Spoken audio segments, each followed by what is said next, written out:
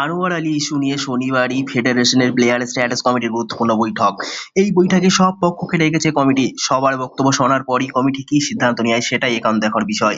এরই মধ্যে হঠাৎ শোনা যাচ্ছে দিল্লি এফসির কর্ণধার রঞ্জিত বাজাজ নাকি আনোয়ার আলীর বিষয়ে বাড়তি সময় দিয়েছেন। এই নিয়ে ক্লাব কর্তা রঞ্জিত বাজাজ জানান, আমরা একবারও শুনানি পিছানোর জন্য আবেদন করিনি, তবে ক্ষতিপূরণ নিয়ে নিজেদের বক্তব্য জানানোর জন্য 2 সপ্তাহ সময় চেয়েছি। তবে আমরা অবশ্যই বৈঠকে থাকবো।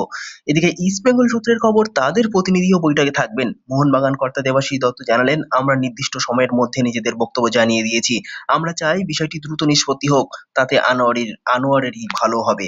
তবে কেউ যদি কালপ্রিট হয় তবে তারাই বাড়তি সময় চায়, কারণ তারা উত্তর সাজাতে পারছে না। সব মিলিয়ে আনোয়ার ইস্যুতে শনিবার কি সিদ্ধান্ত নেয় ফেডারেশনের প্লেয়ার স্ট্যাটাস কমিটি, সেটার দিকেই এখন তাকিয়ে ভারতীয় ফুটবল প্রেমীরা।